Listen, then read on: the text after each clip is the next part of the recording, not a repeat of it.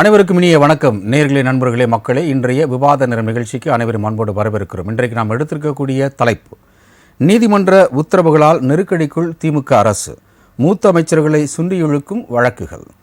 செந்தில் பாலாஜி விவகாரத்தில் அடுத்த கட்ட நகர்வு என்ன என்பது குறித்து இன்றைக்கு நாம் விரிவாக விவாதிக்க இருக்கின்றோம். குறிப்பாக செந்தில் பாலாஜி அவர்களுடைய புகார், அவர் மீது வைக்கப்பட்ட புகார் என்பது பண மோசடி புகார். ஜூன் 14 அமலாக்கத்துறை அவரை கைது செய்கிறது.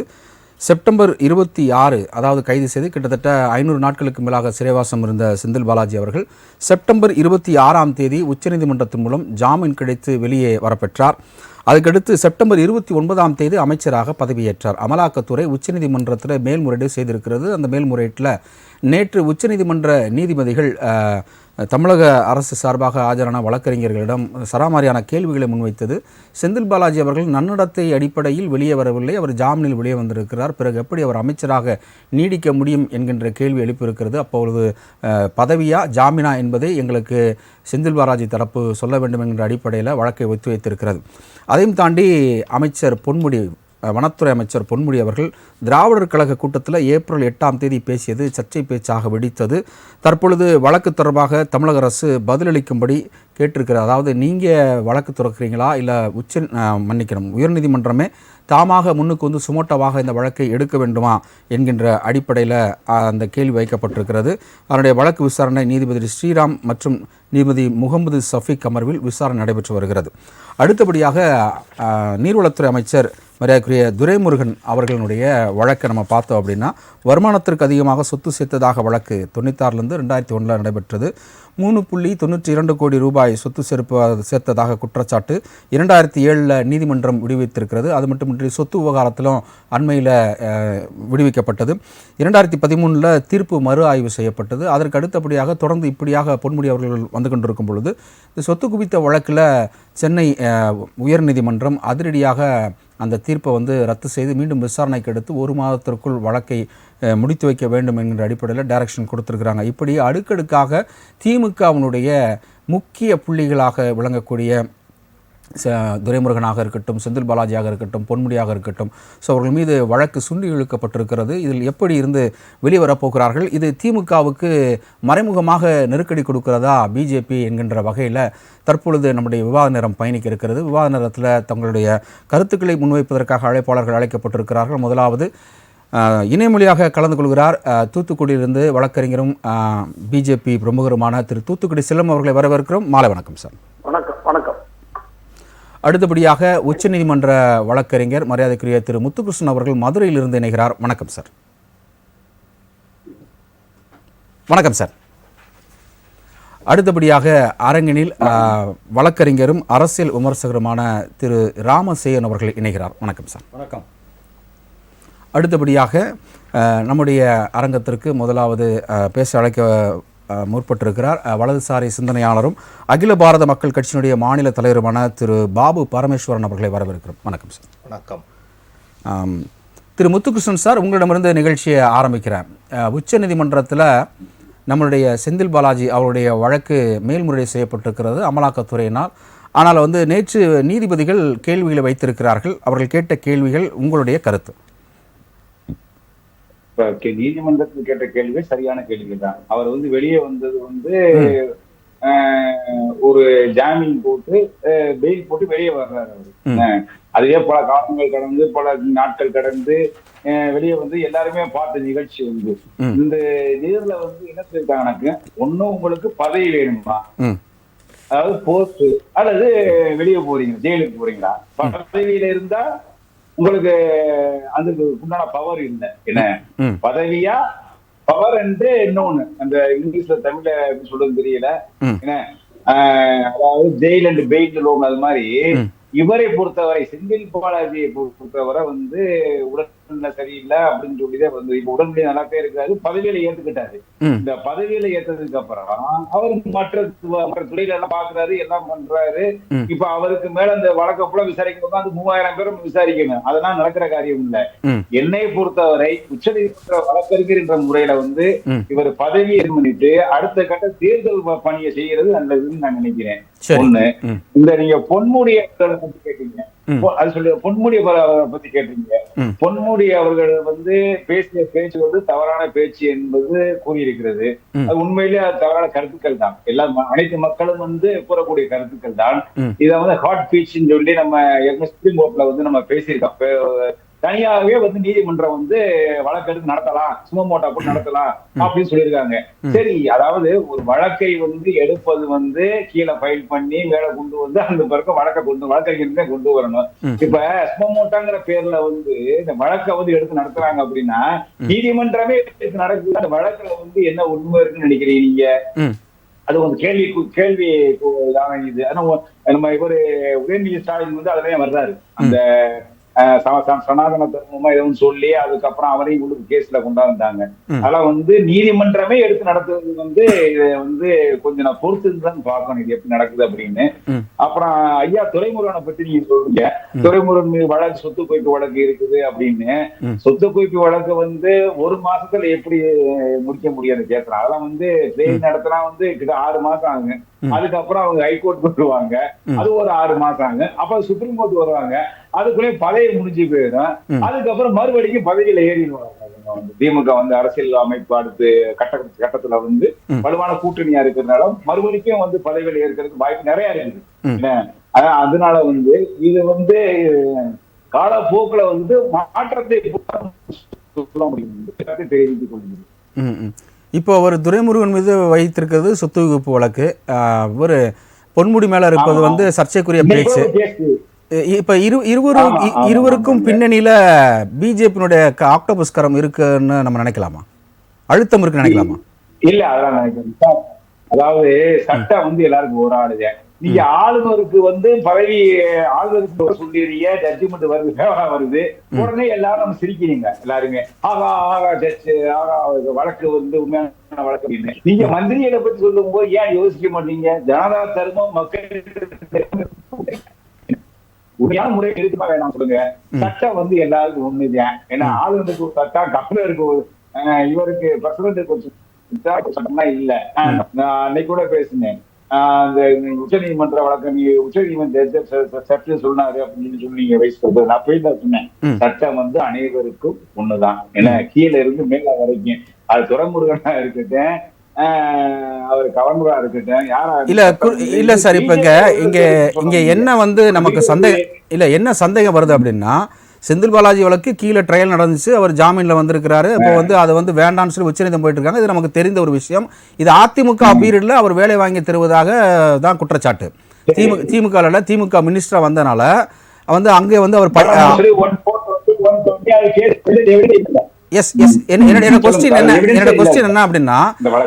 என்னோட கொஸ்டின் என்ன அப்படின்னா செந்தில் பாலாஜி ஏடிஎம்கே பீரியட்ல செய்த தவறுக்காக டிஎம்கேல மினிஸ்டரா இருக்கும் போது அவர் மீது வழக்கு பாயப்படுகிறது ஒன்று. அதுக்கடுத்து வந்து துரைமுருகன் அவர்களுக்கு ஏற்கனவே வந்து கோர்ட்டு விடுவித்ததை செல்லாதுன்னு சொல்லி மறுசீராய மனு வந்திருக்கு. ஸோ 2 இவர் நம்ம சர்ச்சை பேச்சு பேசியிருக்கிறாருன்னு சொல்லிட்டு கோர்ட்டே தாமாக முன் வருது அப்படின்னு நீங்க கூட சொன்னீங்க. கோர்ட்டு தாமாக வரலாமா அப்படின்ற ஒரு விஷயத்த சொன்னீங்க. அப்ப அந்த 3க்கும் பின்னணியில வந்து தமிழக பிஜேபி இருக்கான்ற ஒரு கேள்வி முன்வைக்கணும்ல சார்? இதுல வந்து பிஜேபிங்கிற வேலைக்கு வேலையே இல்லை. பிஜேபி திருச்சி என்ற வேலைக்கு வேலையே இல்லை. சட்டம் தன் கடமை செய்யும் சார், யாரா இருந்தாலும் சார். இது என்ன அப்புறம் ஆளுகளுக்கு சட்டம், மந்திரிக்கு சட்டமா சொல்லுங்க, நீங்க சொல்லுங்க. என்ன எல்லாருக்கும் ஒரே சட்டம் இல்ல சார்? சட்டம் சரி வந்து யார் இருக்காங்க யாரு போறாங்க இல்ல, சட்டம் சமம் தான், அதை நான் சொல்லல. ஆனால் ஏன் மீண்டும் தூசி தட்டப்படுகிறது தான் அங்க ஒரு கேள்வி. சார் நீங்க தூசி தட்டப்பட்டதெல்லாம் அப்படிலாம் சொல்ல முடியாது. வந்து வழக்கை எப்ப வேணாலும் எப்படி வேணாலும் விசாரிக்கலாம். என்ன இன்னைக்கு உள்ள வழக்கை நினைச்சு க்ளோஸ் பண்ணதுக்கு அப்புறம் ரீகவர் போட்டு பண்ணலாம். வந்து இந்த வழக்கு மாட்டேன் நீங்கதான் நம்ம சொல்லலாம்.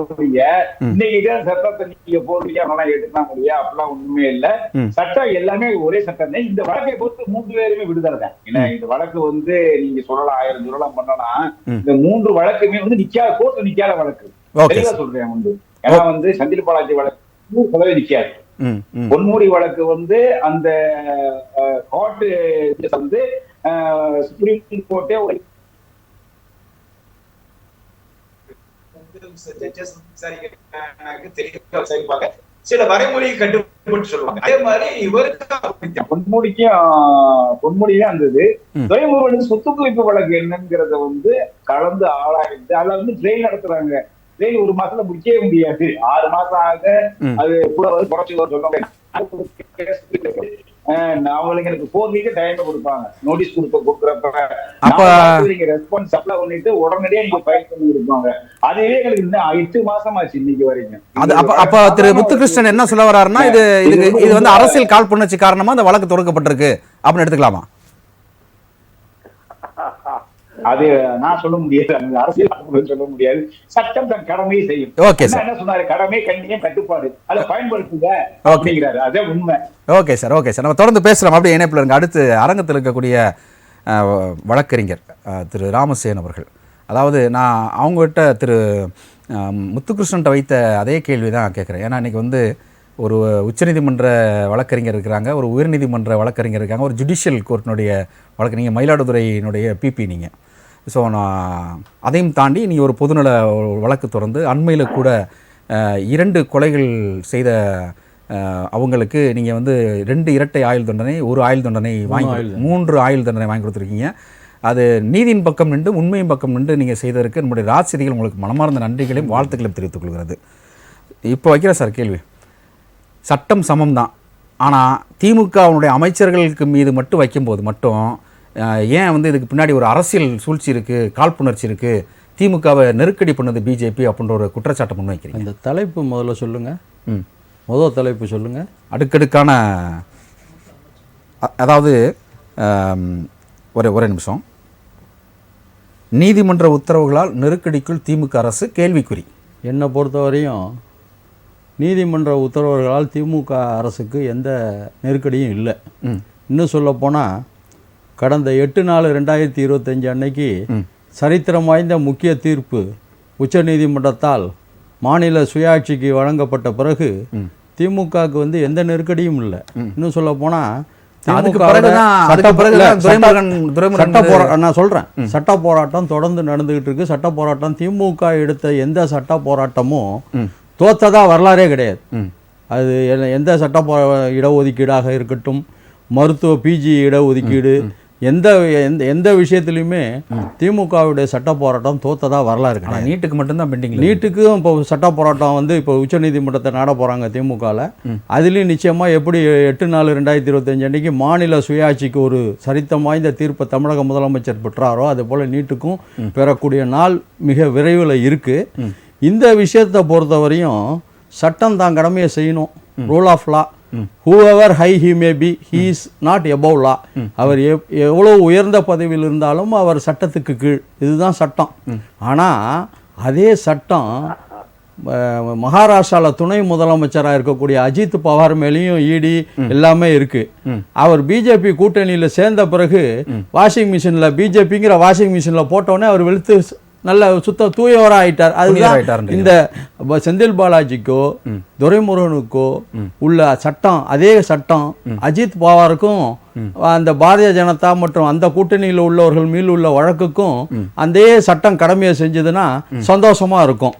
ரெண்டாவது இதுல வந்து ஒன்றும் எந்த நெருக்கடியும் யாருக்குமே இல்லை.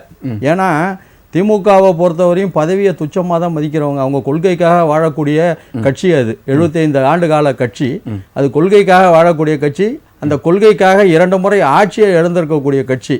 அதனால் அதனுடைய மந்திரிகளுக்கு வந்து இந்த வழக்கெல்லாம் ஒரு நெருக்கடியும் ஏற்படுத்தாது. இன்னும் சொல்ல போனால் நம்முடைய துரைமுருகன் அவருடைய சொத்து குவிப்பு வழக்கை பொறுத்தவரையும் அந்த 2 முறை அவர் விடுவிக்கப்பட்டிருக்கார். he was discharged. 2 முறையும் ஏன் விடுவிக்கப்பட்டார்னா அதில் பிரேமா ஃபேசி கேஸ், முதலேற்பு வழக்கு ஏற்படவில்லை என்பதால் அதில் ஆதாரங்கள் எதுவும் சொத்து குவித்ததாக ஆதாரங்கள் இல்லாததால அவர் விடுவிக்கப்பட்டார். இப்போ ட்ரையலை ஃபேஸ் பண்ணாலும் இல்லை, அந்த விடுவிக்கிறதுல தான் ஒரு முரண்பாடு இருக்குது. என்ன அப்படின்னா அவர் ஒரு மிகப்பெரிய தொழிலதிபரோ இல்லை மிகப்பெரிய ஒரு கலைஞர் போல் ஒரு எழுத்தாளரோ எம்ஜிஆர் போல ஒரு நடிகரோ கிடையாது. அவருடைய பயோகிராஃபிலே சொல்லியிருக்கிறார், நான் முதலில் சென்னை வரும்பொழுது ஒரு ட்ரங்கு பட்டியும் 50 நயா பைசாவோடும் இந்த ஜெமினி பிரிட்ஜுக்கிட்ட நின்றேன். நான் இப்போ ஜெமினி பிரிட்ஜ் இருக்கிற இடத்துக்கிட்ட நான் நின்றேன். என்னுடைய இத்தனை வளர்ச்சிக்கும் காரணம் என்னுடைய அரசியல் ஆசான் கலைஞர் அவர்களும் என்னுடைய முன்னோர் ஆசான் எம்ஜிஆர் அவர்களும் தான் சொல்லியிருக்கிறார்.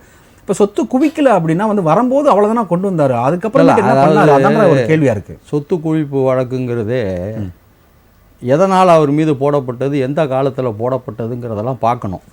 நம்ம மீடியா வந்து நம்ம பேரலாக கோர்ட்டுக்கு இணையாக ஒரு ட்ரையல் நடத்தக்கூடாது. இல்லை 96ல் வந்து கேஸ் போடப்பட்டிருக்கு. விசாரணைங்கிறது நீதிமன்றம் தான் நடத்தணும். மீடியாவில் வந்து அவர் ட்ரங்கு புட்டியோட வந்தார், அதோட வந்தார், அவர் சொல்லியிருக்கலாம். அதன் பின்னால் அவர் என்னென்ன விவசாயம் பண்ணாரா, என்னென்ன தொழில் ஏதாவது இருந்ததா, அதெல்லாம் பார்க்கணும். அதெல்லாம் பார்த்துட்டு தான் நம்ம பேசணுமே ஒழிய, அவர் ஒரு பேட்டி கொடுக்கறது, நான் எளிய குடும்பத்தில் பிறந்தேன் அப்படின்னா, ஒருத்தர் பிறப்பால் ஏழையாக இருக்கலாம், அவருடைய உழைப்பால் அவர் பணக்காரர் ஆகிறது ஒரு பெரிய விஷயம் இல்லை. அதனால அவர் ஒரு ஏழை குடும்பத்தில் பிறந்தாரு, ட்ரங்கு புட்டியோட வந்தாருங்கிறதெல்லாம் ஒரு பொருட்டே இல்லை. என்னைக்கு என்ன பொறுத்தவரையும் ஒரு வழக்கறிஞர் என்ற முறையில் என்ன சொல்லணும், விசாரணை நீதிமன்றம் தான் நடத்தணும். மீடியாவோ அரசியல்வாதியோ நடத்தக்கூடாது. விசாரணை நீதிமன்றம் நடத்த போது ஏற்கனவே ஒரு நீதிமன்றம் அதை விசாரிச்சிருக்கு, டிஸ்சார்ஜ் பெட்டிஷன் போடுறாங்க, prima facie case not made out. அதில் எந்த அவர் துரைமுருகன் போடப்பட்ட மனுவில் வந்து நியாயம் இருந்ததால் அதை அலோவ் பண்ணி அவரை விடுவிச்சாங்க. இப்போ மேல் நீதிமன்றம் வந்து அதை விசாரிக்கணுங்கிறாங்க. அவர் ட்ரையலை ஃபேஸ் பண்ண தான் போகிறாரு. ட்ரையல்லையும் அதே என்ன டிஸ்சார்ஜ் பெட்டிஷனில் என்ன ரிசல்ட் வந்ததோ அதே தான், சொத்து குவிக்கப்படவில்லைன்னு விடுவிக்க போகிறாரு. திருப்பி ரீகால் பண்ணணும். ஏன், வாட்ஸ் த ரீசன், ஏன் ரீகால் பண்ணணும்? இல்லை, ரீகாலுங்கிறது அது எந்த சூழ்நிலைங்கிறத ஒவ்வொரு வழக்குக்கும் வித்தியாசப்படும். அதை தான் நான் கேட்க. இதில் நான் வந்து இந்த அரசியல் நிர்பந்தத்தால் பண்ணுறாங்கலாம் நான் சொல்ல மாட்டேன்.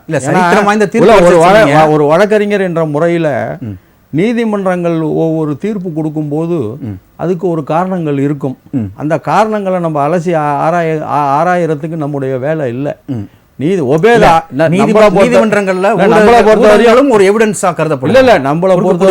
நீதிமன்ற உத்தரவு ஒபேத ஆர்டர். ட்ரையலை ஃபேஸ் பண்ண சொல்றீங்களா, துரைமுருகன் ட்ரையலை ஃபேஸ் பண்ண போறாரு, நிச்சயமாக சொத்து குவிக்கப்படவில்லைன்னு விடுவிக்கப்பட போறாரு, விடுதலை செய்யப்பட போறாரு. அதனால அது ஒரு நெருக்கடி இல்லை. ஒண்ணு. சரி. ரெண்டாவது, பொன்முடி விஷயத்துல அவரே வந்து வயதோயத்தின் காரணமாக நான் தவறுதலாக பேசிட்டேன், பகிரங்கமாக மன்னிப்பு கேட்குறேன்னு சொல்லிட்டாரு.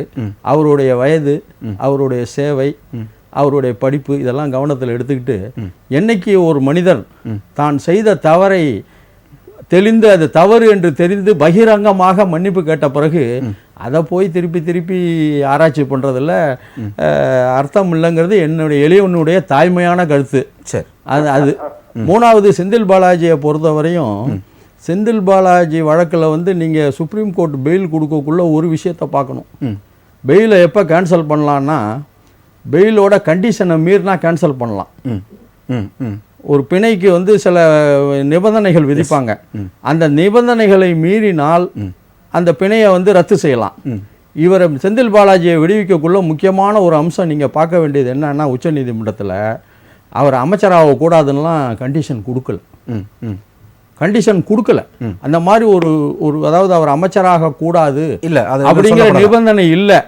அதனால அவர் நிபந்தனை மீறினார்னு சொல்றதுல வந்து எனக்கு அதில் ஏற்புடைய கருத்தாக இல்லை. இருந்தாலும் உச்ச நீதிமன்றம் என்ன உத்தரவிடுகிறதோ அதை நிச்சயமாக செந்தில் பாலாஜி வந்து கடைபிடிப்பார். அதுவும் ஒன்றும் சிக்கல் இல்லை. சரி. ஏன்னா அவரும் வந்து முத்துகிருஷ்ணன் நீங்கள் வழிமுறைங்களா, அப்போ 3 பேரும் விடுதலை செய்யப்படுவார்கள் அப்படின்னு. என்னது இந்த கேஸ் நிற்காது கோர்ட்டில் அப்படின்னு? இல்லை, அதாவது இந்த வழக்குகள் எதுலையுமே பிரைமா ஃபேசி கேஸ் இல்லை. அதனால திமுக இந்த வழக்குகளால் எந்த நெருக்கடியும் திமுகவுக்கு இல்லை. என்ன காரணம்னா, இந்த வழக்குகளுக்கு நெருக்கடின்னு ஒரு மாயையை எதிர்க்கட்சி உண்டாக்குறாங்க. ஏன்னா இந்த ஒரு மாயை, நீதிமன்றம் நெருக்கடி உண்டாக்கல, நீதிமன்றம் தன் கடமையை செய்யுது. அதுல நான் குறுக்க எதுவுமே எதிர்க்கட்சிகள் அரசியல் என்ன மாயையை உண்டாக்குறாங்கன்னா, இந்த மாநில சுயாட்சியில ஒரு தீர்ப்பு வாங்கிட்டாங்க, அடுத்து நீட்டுக்கும் நாங்கள் சட்ட போராட்டம் செய்ய போறோம்னு திமுக சொல்லிடுச்சு. என்னடா ஒவ்வொருக்கும் உச்ச நீதிமன்ற கதவுகளை தட்டி இவங்க தீர்ப்பை வாங்கி இவங்களுடைய திமுகவுடைய இமேஜும் முதலமைச்சருடைய பர்சனல் இமேஜும் கூடிக்கிட்டே இருக்கு. இதுல ஏதாவது செய்யணும்னு இதெல்லாம் சின்ன விஷயங்கள் நிச்சயமா ஏற்படுத்தாது, எந்த விதத்திலும் திமுகவை பாதிக்காது. தொடர்ந்து பேசுறோம். அடுத்து இணைமொழியாக இருக்கக்கூடிய திரு தூத்துக்குடி செல்வம் வழக்கறிஞர், சொல்லுங்க, நீங்க இதை வச்சு அரசியல் தான் பண்றீங்களே தவிர எங்களுக்கு வழக்குகள்ல நெருக்கடி இல்லை அப்படின்ற ஒரு விஷயத்த இங்க சேயோன் அவர்கள் சார் தூத்துக்குடி கணேசன் செல்வம் சார் இருக்கீங்களா? ஓகே, இப்போ என்ன கொஸ்டின் அப்படின்னா, இந்த வழக்குகளை வைத்து எதிர்க்கட்சிகள் ஒரு மாய தோட்டத்தை தான் உண்டு பண்றாங்க. எங்களுக்கு நெருக்கடியெல்லாம் இல்லை, இது சர்க்கிள்களை ஏற்படுத்தாது, கேஸ் வந்தாலும் நிற்காது அப்படின்னு 2 வழக்கறிஞர்கள் சொல்லியிருக்கிறாங்க. உங்களுடைய கருத்து? நீங்களும் ஒரு வழக்கறிஞர், உங்களுடைய கருத்து? ராஜ் நியூஸ் தொலைக்காட்சி நிறுவனத்திற்கு நெறியாளர் சகோதரர் அருள் கபரியல் அவர்களுக்கு, என்னுடைய சக பங்கேற்பாளர்களுக்கு, தொழில்நுட்ப கலைஞர்களுக்கு வணக்கம். வணக்கம் சார். அதாவதுங்க, ஒரு நல்ல வழக்கறிஞர்கள் மோசமான வழக்கில வாதாடும் போது தோத்து போயிடுவாங்க பாருங்க. அந்த மாதிரி மோசமான வழக்கில் வாதாடுகிற வழக்கறிஞர்களாகத்தான் என்னுடைய அண்ணன் மரியாதைக்குரிய முத்துகிருஷ்ணன் சார் அவர்களையும் நண்பர் சேவன் அவர்களையும் நான் பார்த்தேன். ஏன்னு கேட்டீங்கன்னா, அவங்க நல்ல வழக்கறிஞர்கள், அதுல எனக்கு மாறுபட்ட கருத்து. அதே நேரத்துல ஒரு மோசமான வழக்குல வாதாடும் போது எவ்வளவு நல்ல வழக்கறிஞர் ஆனா இருந்தா கூட அவங்க தோத்து போயிடுவாங்க. அது அத மாதிரிதான் நான் பார்த்தேன். ஏன்னு கேட்டீங்கன்னா, இதுல என்ன பார்க்கணும்னு கேட்டா, அண்ணன் சேவன் அவர்கள், நண்பர் சேவன் அவர்கள் சொன்னாங்க, பாரதிய ஜனதா கட்சியோட மிஷின்ல போட்ட உடனே அஜித் பவார் யோக்கியமாயிட்டாரான்னு சொல்லி சொன்னாங்க. அதுல மரியாதைக்குரிய நண்பர் சேவன் அவர்கள் ஒண்ணு யோசிக்கணும். செந்தில் பாலாஜி அவரை ஒரு தேர்தல் பிரச்சாரத்துல முதலமைச்சர் அன்றைய எதிர்கட்சி தலைவர் ஒரு தேர்தல் பிரச்சாரத்துல இந்த ஊர்ல கரூர்ல போய் நின்றுட்டு, கரூர்ல இந்த ஊரில் ஒருவர் இருக்கிறார், அவர் முதலமைச்சருடைய அந்த பதவிக்கான பட்டியலிலும் அவர் இருந்தார், அந்த பேனல்ல இருந்தாரு. நாங்கள் ஆட்சிக்கு வந்தால் முதலில் அவரைத்தான் கைது செய்வோம்னு சொன்னார்.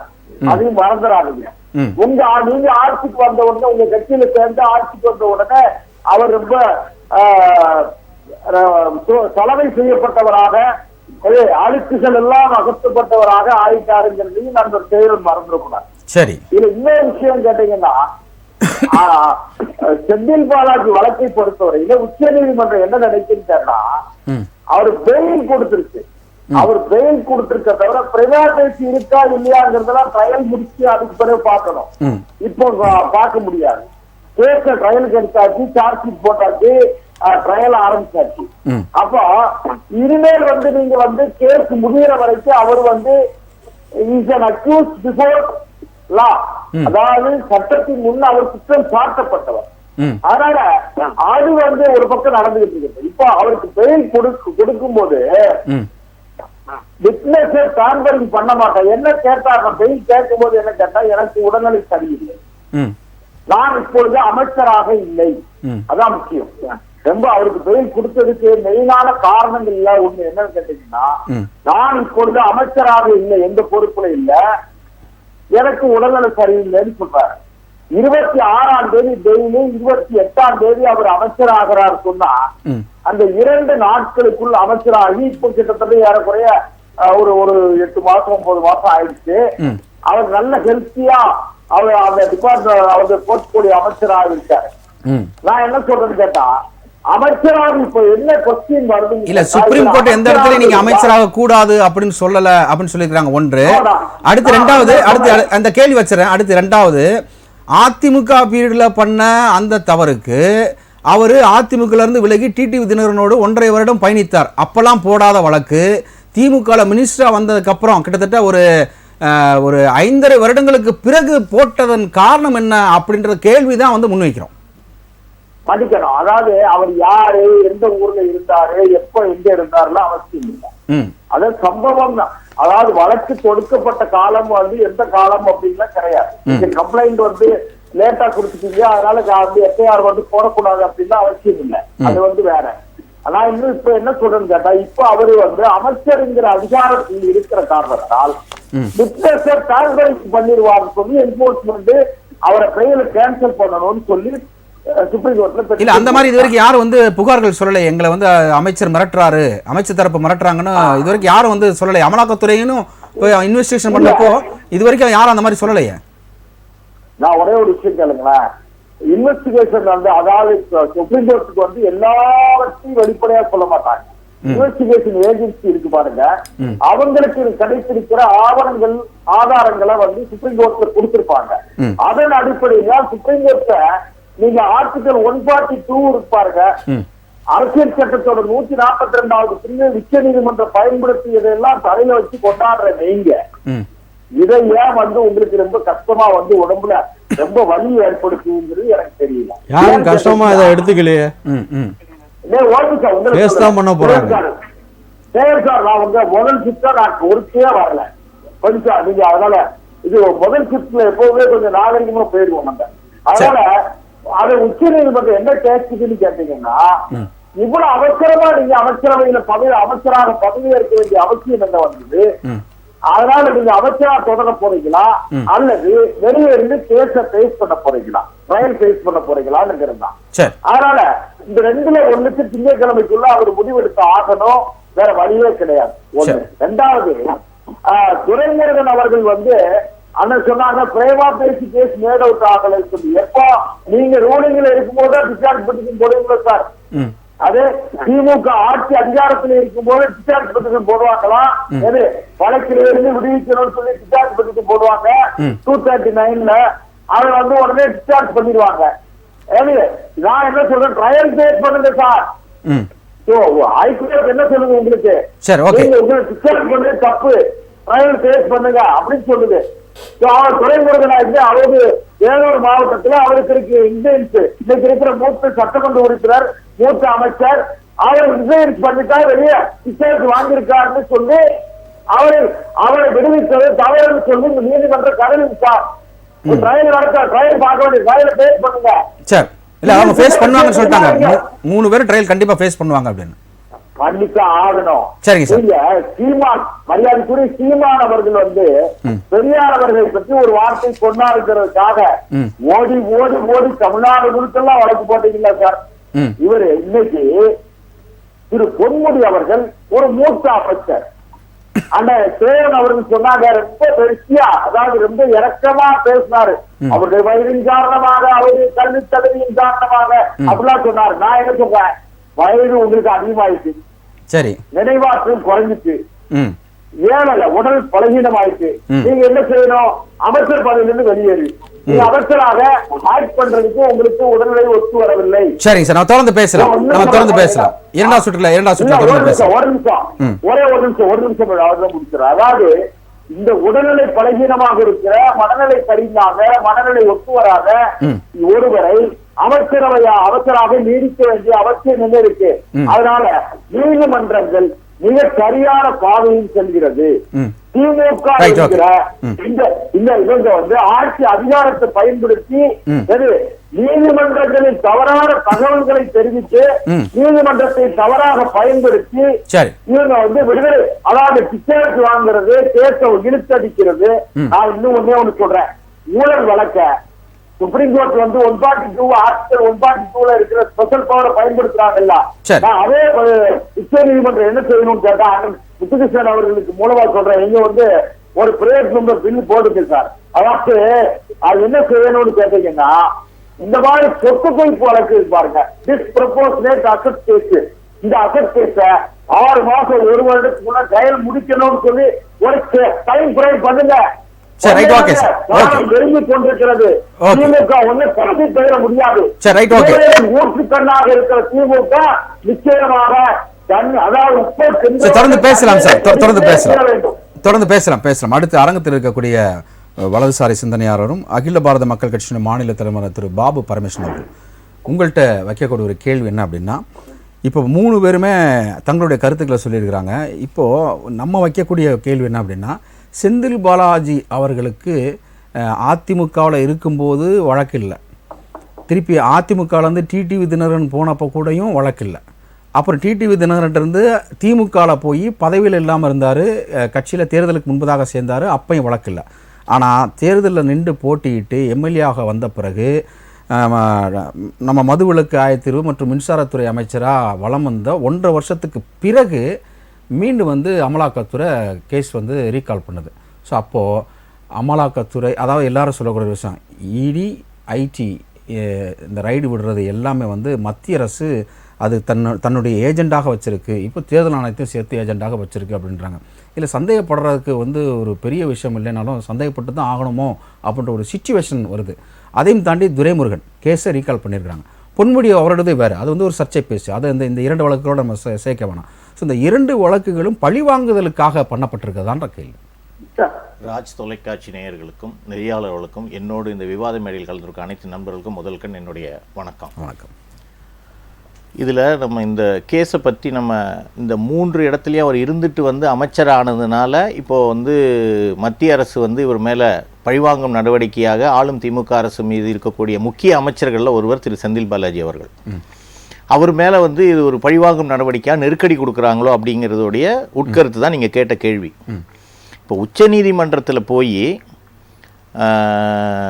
தன்னுடைய உடல்நிலையை காரணம் காட்டி அப்போ எந்த பதவியிலையும் இல்லை நான் அப்படிங்கிற ஒரு விஷயத்தை வச்சு கிட்டத்தட்ட 471 நாட்கள்னு நினைக்கிறேன் அவர் உள்ள அந்த சிறை கைதியாக இருக்கும்போது அந்த மாதிரி இருந்துட்டு அந்த ஜாமீனை வாங்கிட்டு அவர் வெளியில் வர்றார். 470 நாட்கள், 470 கிட்டத்தட்ட 1 வருடத்துக்கு மேலாக. அப்போ இங்கே வந்த உடனே 2வது நாளே அவர் மீண்டும் அதே துறைக்கு அமைச்சராகப்படுகிறார். ஒருவர் மீது குற்றம் சாட்டப்பட்டால் அந்த குற்றத்தை ஒன்று நம் நீதிமன்றம் மூலமாக இல்லைன்னு ப்ரூவ் பண்ணி வெளியில் வரணும். இவர் கைதாகும் போதே இவர் அமைச்சராக தான், துறை இல்லாத இலாக்கா இல்லாத அமைச்சராக அவரை வைத்திருந்தார்கள். அப்புறம் இப்போ உச்சநீதிமன்றம் என்ன கேட்குறாங்கன்னா, நாங்கள் கூப்பிடும்போது நீங்கள் வர முடியாத சூழ்நிலைகள் 4 முறை, இது 4வது முறை. அதற்கு காரணம் என்ன? அவர் முக்கிய துறையான இந்த மின்சாரத்துறை. இப்போ இந்த மின்சாரத்துறைங்கிறது எப்படி தமிழக மக்களுடைய இப்போ இது மிகப்பெரியமான ஒரு வெயில் காலம். இந்த இடத்துல அந்த அமைச்சரும் மற்ற அதிகாரிகளும் தயாராக இருந்தால்தான் தமிழக மக்களுக்கு தடையில்லாத மின்வெட்டு கொடுக்க முடியும். அப்போ அமைச்சர் அடிக்கடி கோர்ட்டு நீதிமன்றம்னு போயிட்டு இருக்கும்போது முடிவெடுக்க முடியாத சில பிரச்சனைகள் வரும். அப்போது உச்சநீதிமன்றம் கேட்குறது என்ன, நீங்கள் அமைச்சராக தொடர்றீங்களா இல்லை இந்த பிணையை நாங்கள் ரத்து பண்ணட்டுமா அப்படிங்கிற மாதிரி தான் கேட்குறாங்க. அப்போ நான் அமைச்சராக இல்லாமல் இருக்கும்போது என்னுடைய உடல்நிலையை காரணம் காட்டி பிணை வாங்கிய நான் இன்னைக்கு என்ன பண்ணணும்? தார்மீக அடிப்படையில் தன்னுடைய பதவியை நிச்சயமாக ராஜினாமா செய்துவிட்டு அவராகவே முன்வந்து நீதிமன்றத்திலே தீக்குளித்து இந்த குற்றங்கள் என்மேல் சுமத்தப்பட்டதை இல்லைன்னு சொல்லி நிரூபித்து விட்டு அவர் வெளியில் வந்ததுக்கப்புறம் பதவி ஏற்றுக்கிட்டாருன்னா இது போன்ற சர்ச்சைகளில் அவரும் மாட்ட மாட்டார், ஆளுகின்ற திமுக அரசும் மாட்டாது. அதாவது 2Gல எப்படி அன்றைய அமைச்சர் ராசா அவர்கள் பதவி விலகி வாதாடி வெற்றி பெற்று திருப்பி தேர்தலுக்கு வந்தாரோ அதே போல் வரணும்னு சொல்கிறீங்க. ஆனால் இங்கே எனக்கு இதில் ஒரு முரண்பாடு இருக்குது. அதுக்கு இந்த கேள்வி நான் சொல்கிறேன். என்ன அப்படின்னா, மரியாதைக்குரிய உள்துறை அமைச்சர் அமித்ஷா சென்னை வராரு. இரவு நேரங்களில் வரும்பொழுது அங்கே மின்வெட்டு ஆகப்படுகிறது. அப்போது அதனுடைய துறை ரீதியான மினிஸ்டர் யாருன்னு கேட்குறாரு. செந்தில் பாலாஜின்னு அவருக்கு கிடைச்சவொடனே அடுத்த நாள் அமித்ஷா அவர்கள் போன அடுத்த நாள் கரூரில் ரைடு விடப்படுகிறது. அங்கே அமலாக்கத்துறையினர் அவங்களுடைய செந்தில் பாலாஜி அவருடைய தரப்பினரால் தாக்கப்படுறாங்க. அது விஸ்வரூபம் எடுக்குது. ஸோ அப்படின்றப்போ அந்த ஒரு நாள் இரவில் அமலாக்கத்துறையை ஏவி விட்டது யாருன்னு தான் இங்கே ஒரு மிகப்பெரிய மீண்டும் ஒரு கேள்வியாக இருக்குது. பாபு சார் சொல்லுங்கள். நான் பிரேக் முன்னாடி கேள்வி வச்சு, உள்துறை அமைச்சர் வந்த பிறகு அந்த மின்சாரம் கட் பண்ண பிறகு அமலாக்கத்துறை ரைடு பாய்கிறது. அதுக்கடுத்து இன்னொரு முக்கியமான ஒரு விஷயம், செந்தில் பாலாஜி அவர்களுக்கும் அன்றைய மாநில தலைவர் அண்ணாமலை அவர்களுக்கும் இடையே அந்த எக்ஸ்தலத்தில் வார்த்தை போர்கள் அடிக்கடி வந்துகிட்டு இருந்துச்சு. அதுக்கப்புறம் கேஸ் வீரியம் எடுத்து தான் அவர் சிறைக்கே அனுப்பப்படுகிறார். அப்போது பிஜேபி வேணும்னு வெஞ்சன்ஸ் வச்சு தான் வாங்கியிருக்கு அப்படின்னு சொல்லி திமுக தரப்புலேருந்து கருத்துக்கள் வைக்கப்பட்டது. இல்லை சார், இப்போது ஒரு குற்றமே நடக்கலை அப்படின்னு சொன்னால் ஒருத்தர் மேலே நம்ம பொய் கேஸ் போட முடியுமா? திமுக ஃபீல்டில் இருக்க போகும்போது குற்றம் நடக்கல. இப்போ எப்போ நடந்தாலும் கூட திமுக ஆட்சி காலத்தில் இருந்தார். ஸோ அவர் மினிஸ்டர் இவர் ஆரம்பத்தில் திமுக வந்தார், அப்புறம் அதிமுக போனார், அப்புறமேட்டு டிடிவி போனார், அப்புறம் திருப்பி திமுக வந்திருக்கிறாரு.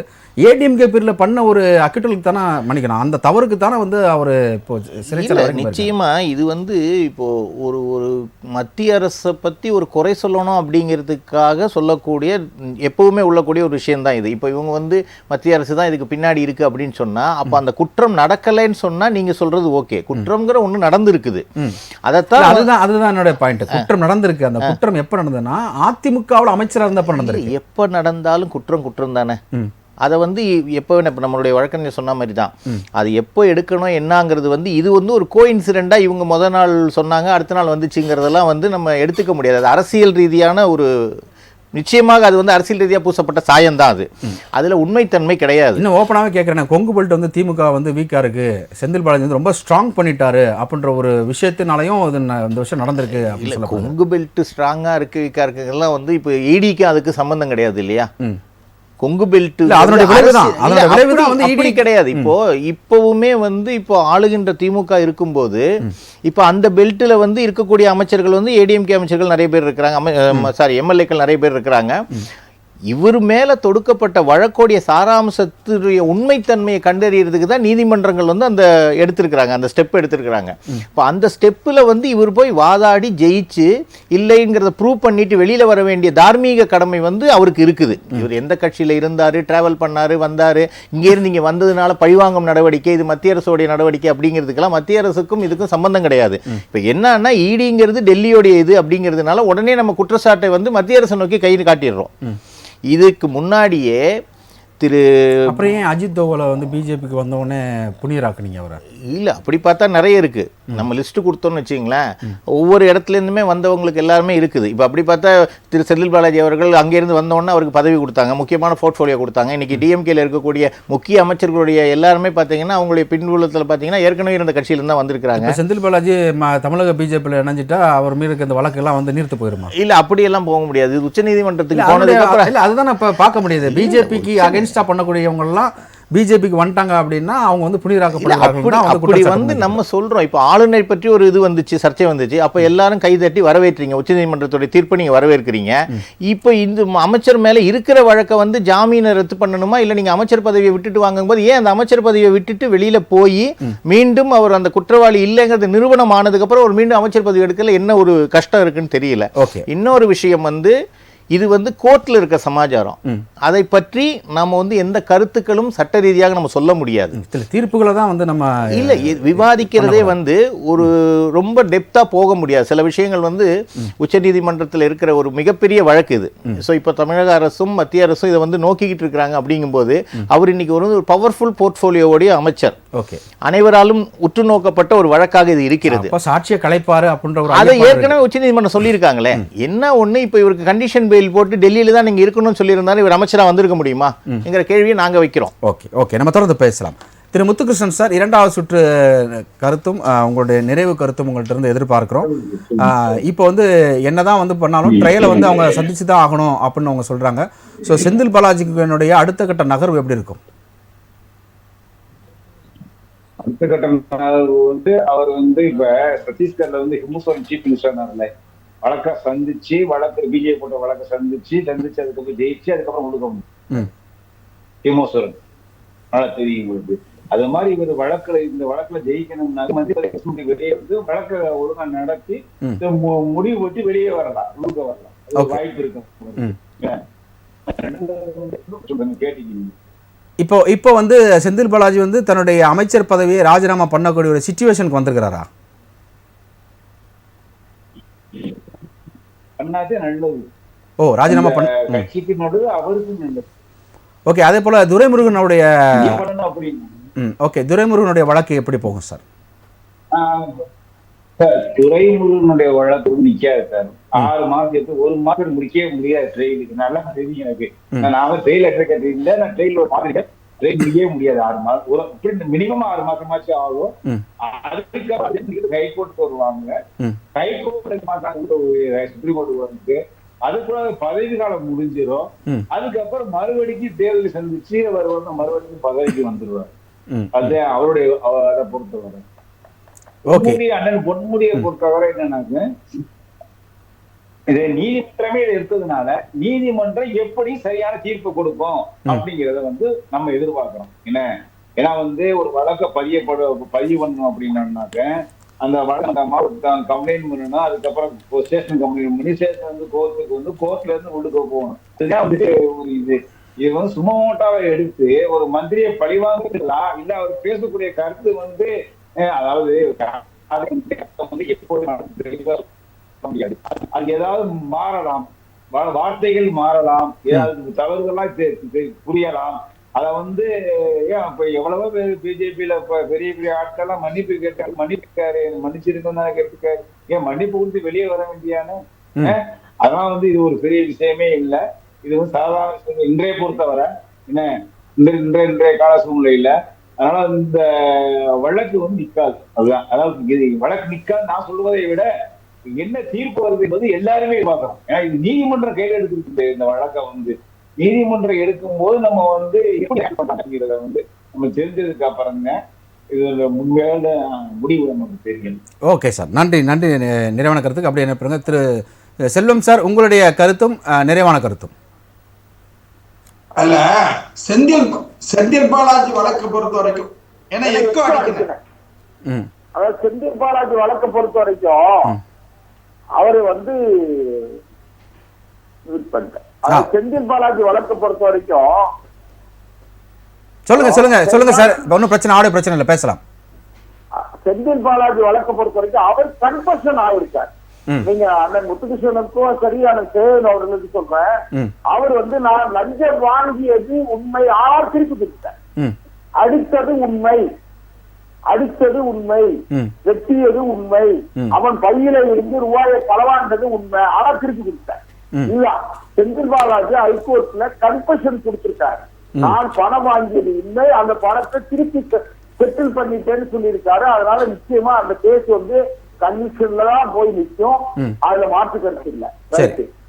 பொன்முடியை பொறுத்த வரைக்கும் அண்ணன் ரொம்ப லாவகமா, அண்ணன் முத்துகிருஷ்ணன் சரி சேவன் சரி அவரு 2 பேருமே லாவகமா போனாங்க. அதாவது அவரு கன்விக்டட் ஆனவர், நீங்க நல்லா கவனிக்கணும், அவர் வந்து உயர் நீதிமன்றத்தில் தண்டிக்கப்பட்டவர், 3 ஆண்டுகள் தண்டிக்கப்பட்டவர் வந்து now he is under bail. அது சுப்ரீம் கோர்ட் வந்து அவருக்கு பெயில் கொடுத்திருக்கு, சென்டென்ஸை சஸ்பெண்ட் பண்ணி வச்சிருக்காங்களே தவிர அவர் வந்து, அதாவது இப்ப அப்பீல் எப்படி தெரியுங்களா, அப்பீல் அகைன்ஸ்ட் கன்விக்ஷன் தான், அப்பீல் அகைன்ஸ்ட் வந்து அக்யூட்டல் கிடையாது. அதனால அவருக்குமே வந்து இந்த மாதிரி நான் இன்னொரு வகையில பேசுறேன், மூத்த அமைச்சர்கள்லாம் பேசுறது வந்து முதலமைச்சருக்கு மிகப்பெரிய தலைவலியா இருக்கு. முதலமைச்சர் வந்து இவங்களை எப்படிதான் வெளியே அனுப்புறதுன்னு யோசிச்சுட்டு இருக்காரு. அதுக்கு இவங்களே ஒரு வழியை வச்சு கொடுத்தாங்க. விரைவில் பாருங்க, கேபினெட்ல ஒரு பெரிய சப்பலிங் வரும், கேபினெட்ல அமைச்சரவையில் மிகப்பெரிய மாற்றம் வரும். அந்த மாற்றத்துக்கு நீதிமன்ற நடவடிக்கைகளை இவர்கள் பேசுறது, நீதிமன்றத்துல வழக்குகள் வந்து வர்றது, வேகம் எடுக்கிறது, இதெல்லாம் ஒரு இது வரும். இன்னொரு விஷயம் என்ன கேட்டீங்கன்னா, மக்களுக்கும் இந்த அரசுக்கும் இடையில நிறைய மிகப்பெரிய இடைவெளி இருக்கு. இந்த அரசின் மீது மக்களுக்கு மிகப்பெரிய கடுமையான கோபமும் கொந்தளிப்பும் இருக்கிறது. இல்ல, இது இன்னொரு சந்தர்ப்பத்தை நம்ம பேசலாம். நம்ம அந்த வழக்கு விஷயம் ஓகே, நம்ம அந்த வழக்கு நம்ம டிபேட்டுக்குள்ள மட்டும் இருப்போம். நீங்க இல்ல லாபகமா நீங்க தப்பிக்கிற முடியுங்கிறது ஒரு காலம் நடக்காது. நிக்காதுதான் முத்துகிருஷ்ணன் சொன்னாங்க, நிக்கிறதெல்லாம் வந்து ட்ரையல்ல பாக்கணும் சார், ட்ரையல் முடிச்சுல பாக்கணும், தண்டனை கிடைக்கும். பிரேமாத்திரைக்கு கேஸ் இருக்கிறதுனாலதானே வழக்கு எப்பேர் போடுறாங்க, போடுறாங்க. அதனால வழக்கு நிச்சயமாக இந்த மூத்த அமைச்சர்கள் தண்டிக்கப்படுவார்கள். இதுதான் என்னுடைய வழக்கறிஞராக என்னுடைய கருத்து. ஓகே, நன்றி திரு சேயன், உங்களுடைய கருத்தும் நிறைவான கருத்து உங்கள்கிட்ட தான். என்னை பொறுத்தவரையும் செல்வத்துக்கு நன்றியை சொல்கிறான். நீதிமன்றம் சரியாக செல்கிறதுன்னு சொன்னார், அது உச்ச நீதிமன்றத்தையும் சேர்த்து தான் சொல்கிறார். கவர்னர் வழக்கில் சரியாக தான் உச்ச நீதிமன்றம் தீர்ப்பு கொடுத்துருக்குங்கிறத ஒத்துக்கிட்டார் இன்னைக்கு. அதுக்கு முதல்ல நன்றியை தெரிவிச்சுக்கிறேன். ஏன்னா நீதிமன்றம் சரியாக செல்லுதுன்னா இந்த 3 வழக்கில் சரியாக போகுது, அதில் போகலன்னு சொல்ல முடியாது. ஒட்டுமொத்தமாக நீதிமன்றம் சரியாக செல்கிறது என்பதை அவர் முன்மொழிந்ததை நானும் வழிமொழிக்கிறேன். சரி, அது கவர்னர் வழக்கு உட்பட. 1. 2, செந்தில் பாலாஜி பதவிக்கு நெருக்கடி வந்திருக்கா? செந்தில் பாலாஜி பதவிக்கு நெருக்கடின்னு இல்லை, ஒன்று தான் சுப்ரீம் கோர்ட் கேட்குறாங்க, வெதர் போஸ்ட் ஆர் ஃப்ரீடம், பதவி வேண்டுமா அல்லது உங்களுக்கு சுதந்திரம் வேண்டுமான்னு கேட்குறாங்க. இன்னும் அந்த வழக்கில் வந்து இறுதிக்கட்ட விசாரணை முடியல. இன்னும் சில பேர் சொல்கிறாங்க அது இடி போட்ட கேஸ். இடி போடலை பெயில் கேன்சலேஷனுக்கு. வித்யா என்ற ஒரு பெண்மணி வழக்கு போடுறாங்க, செந்தில் பாலாஜிக்கு வந்து சாட்சிகள்லாம் மிரட்டுறதுக்கு வாய்ப்பு இருக்குது, அதனால் அவர் பெயிலை வந்து கேன்சல் பண்ணணுன்னு போடுறாங்க.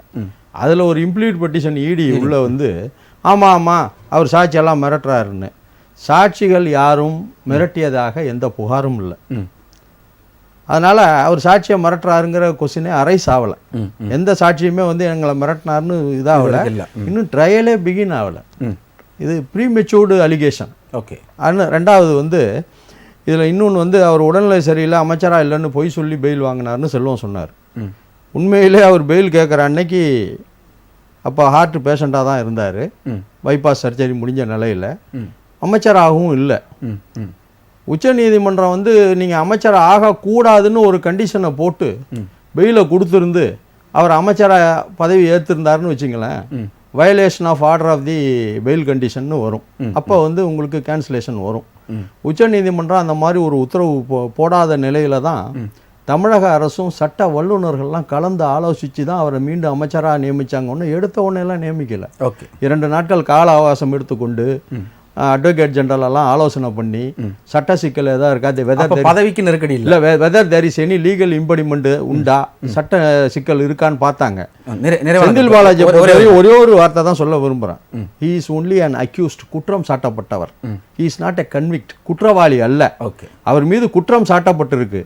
ட்ரையலில் ஃபேஸ் பண்ண பிறகு தான் அவர் வந்து அக்யூட்டலாக கன்விக்ஷனான்னு சொல்ல முடியும். அதுக்கு முன்னாடியே செல்வம் வந்து அவர் தண்டனை தான் பெறுவார்னு செல்வம் சொல்றதில்ல. எனக்கே ஒரு பயமா இருக்கு. செல்வம் சொல்றாருங்கக்குள்ள இடி கேஸுங்கக்குள்ள எனக்கே ஒரு பயமா இருக்கு. அவங்க வாங்கி கொடுத்துருவாங்க. அது என்ன நான் சொல்ல விரும்பல, அது நீங்க புரிஞ்சுப்பீங்க. ஓகே, நன்றி. திரு பாபு, உங்களுடைய நிறைவான கருத்து. இப்போ திரு செந்தில் பாலாஜி அவர்களுக்கு திங்கட்கிழமை வரைக்கும் உச்சநீதிமன்றம் நேரம் கொடுத்துருக்குறாங்க. அப்போ அந்த இடத்துல அவர் என்ன பண்ணணும்னா, முதல்ல தன்னுடைய பதவியை தானாக முன்வந்து ராஜினாமா செய்துவிட்டு இந்த கேஸை நடத்தி தான் ஒரு குற்றம் சாட்டப்பட்டவர் அப்படிங்கிற ஒரு நிலையிலிருந்து குற்றவாளி இல்லைங்கிறத ப்ரூவ் பண்ணி வெளியில் வரணும். ரெண்டாவது, திரு பொன்முடி அவர்கள் பேசிய பேச்சு அப்படிங்கிறது வயதின் மூப்பு காரணமாக சொல்லி நண்பர் சேயன் சொன்னார். ஒரு வாட்டி பேசினா அது தவறு. தொடர்ந்து அவருடைய பல மேடைகள்லையுமே இப்போ இவங்க அறிவித்த மகளிர் இலவச அந்த மகளிர் பஸ் பாஸில் பேசும்போது ஓசின்னு சொன்னது, அதே மாதிரி இப்போ இந்த விஷயம் பேசியிருக்கிறது, இதெல்லாம் வந்து தொடர்ந்து சர்ச்சைகள் ஆகுதுங்கும் போது இதை பற்றி ஏற்கனவே அந்த ஓசின்னு பேசினது பஸ்ஸோடைய விஷயத்தை பற்றி பேசும்போதே இவருடைய முதலமைச்சர் புது மேடையிலேயே நாளை காலையில் இவங்க என்ன பிரச்சனையை கிளப்புவாங்கன்னு தெரியாதுங்கிற பயத்தில் தான் நான் தூங்க போறேன்னு சொல்லி நம்முடைய தமிழக முதலமைச்சர் திமுகவுடைய தலைவரே சொல்லியிருக்கிறார். நீங்க எடுத்துக்கிட்டீங்க. ஆனா வந்து நம்மளுடைய எதிரணி முகாமில் இருக்கவங்க வார் ரூம் போட்டு செயல்படுறாங்க. நீங்க சொல்கிற பேசுகிற பேச்சை அங்கொன்றும் இங்கொன்றும் எடிட் செய்து அது போட்டு அது வந்து நம்ம மேல ஒரு தனி கவனம். மேடையில தான் திரு பொன்முடி அவர்களும் உட்கார்ந்துருக்காரு. முதலமைச்சர் பேசுறதுக்கு அவர் நகைச்சுவையோட சிரிச்சுக்கிட்டு தான் அந்த இதை எடுத்துக்கிறாரு. ஸோ அவரைத்தான் மீன் பண்ணி முதலமைச்சர் பேசினாருங்கிறது ஊடகங்கள் வாயிலாக பொதுமக்கள் அனைவருக்குமே தெரியும். இதுல வந்து வார் ரூமுக்கு இதுக்கெல்லாம் சம்பந்தம் கிடையாது. நிச்சயமாக சொல்றேன். அதே மாதிரி திரு துரைமுருகன் அவர்களுடைய பின்னணியை பார்த்தீங்கன்னா, நண்பர் சேயன் சொன்னது போல அவர் வந்தது பற்றியெல்லாம் நம்ம பேச வேண்டாம் அப்படின்னாரு. ஆனா இன்னைக்கு அவருடைய சொத்து மதிப்பு அப்படிங்கிறது வந்து எங்கெங்க எவ்வளோ இருக்கு அப்படிங்கிறது வந்து ஏற்கனவே பல நிகழ்ச்சிகளை பேசியிருக்கிறாங்க. ஸோ அதில் இருக்கக்கூடிய அந்த பேக்ரவுண்டை வச்சு தான் இன்னைக்கு உயர்நீதிமன்றம் வந்து அது திரும்பி அந்த கேஸை எடுத்திருக்கிறாங்க. ஸோ இதிலேயும் நிச்சயமாக சட்டத்தின் மூலமாக அதற்குரிய தீர்வு கிடைக்க வேண்டியங்கிறதா எங்களுடைய கருத்து. நன்றி. நிகழ்ச்சியில் வந்து தங்களுடைய கருத்துக்களை பதிவு செய்த 4 அழைப்பாளருக்கும் ராசிதிகள் நன்றிகளையும் வாழ்த்துக்களையும் வணக்கங்களையும் தெரிவித்துக் கொள்கிறது. நன்றி. நேர்களை இத்துடன் நம்முடைய விவாத நேரம் நிகழ்ச்சி நிறைவு பெறுகிறது. இன்றைக்கு பேசிய அழைப்பாளர்களின் கருத்து அது அவருடைய சொந்த கருத்துக்கள் என்பதை தெரியப்படுத்திக் கொண்டு மீண்டும் மற்றொரு தலைப்பில் சந்திக்கலாம். நன்றி, வணக்கம் நண்பர்களே, மக்களே.